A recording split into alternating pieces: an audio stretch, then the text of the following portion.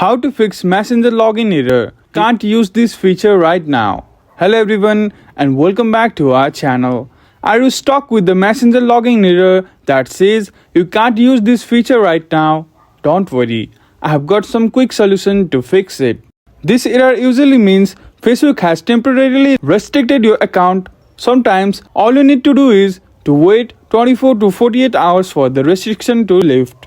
Next, check if you have violated any of Facebook policies.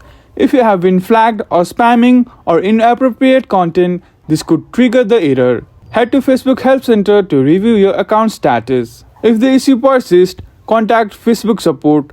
Go to Help and Support in your app and explain your situation. They might be able to resolve the issue faster. And that's it. Be patient and follow these steps to get your Messenger working again. Drop a comment if it helped and hit that subscribe button for more quick tips.